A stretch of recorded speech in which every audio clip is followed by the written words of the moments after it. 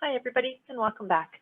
This video is specific to your responsibilities as a committee member pertaining to records management and the protection of personal and confidential information.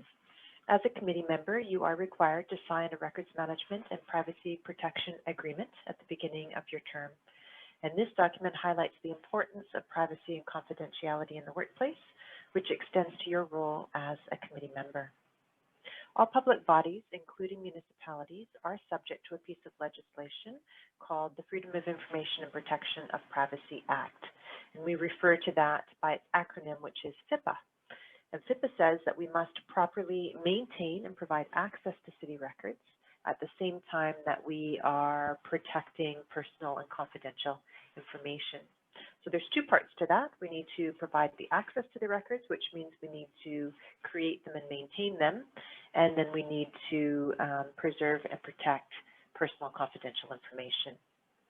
These responsibilities extend to all council members, staff members, volunteers such as committee members like yourself, as well as contracted service providers such as park caretakers. In terms of managing and preserving records, this doesn't impact committee members for the most part.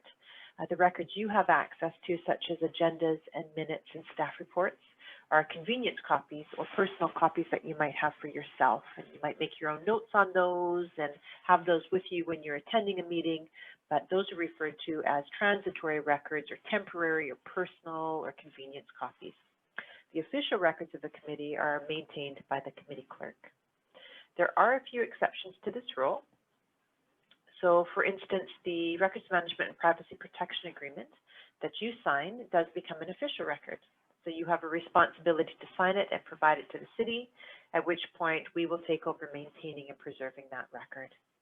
Another example of where a committee member will be responsible for an official record would be a Board of Variance member who will fill out appeal checklists as part of their review of a request for a minor variance.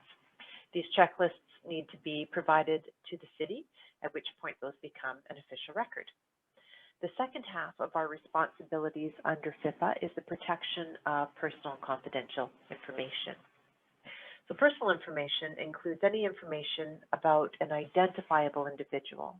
So that might be their name along with their phone number or their home address, maybe their comments on a certain topic or information about their age, financial information, sexual orientation, or any financial information or status. Confidential information is defined as non-public information provided with the assumption of confidentiality, or that must be protected from unauthorized access. This could include financial information about a business, legal advice on a certain topic, or proprietary information about a local business.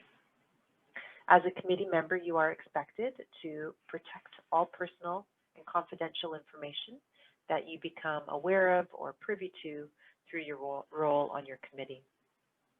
Any information that is shared during a public committee meeting, which is almost all committee meetings, is not considered confidential, but it still might include personal information. An example would be an applicant for a development permit or an ALR exclusion whose application is being discussed at an AG committee meeting or an ADP meeting.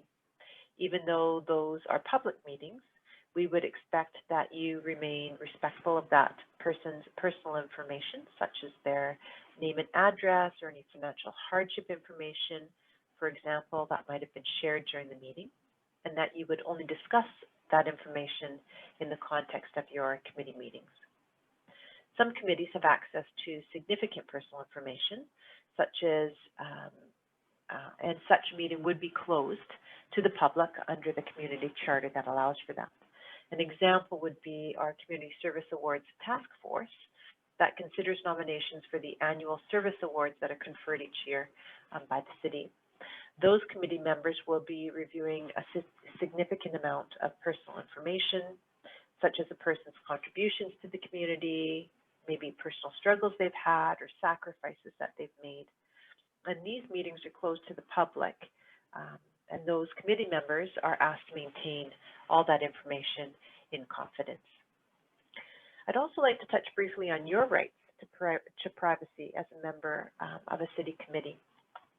Because you'll be attending public meetings of a local government that are captured through minutes that are required by the community charter, your names are published from time to time in context of your role on that committee.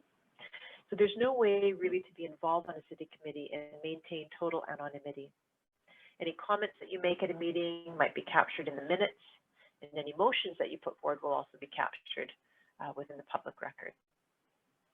Any other personal information, however, will be protected. So for instance, the city will not share any contact information or any other personal information about you that is within our custody, such as your application to be on a committee or any correspondence that you might have shared with us, unless, of course, we have your permission to share that with a third party.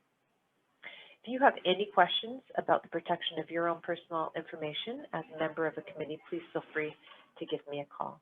And once you've had a chance to review the records management and privacy protection agreement that you have been asked to sign, if you have any questions about that, by all means, just give me a call or an email.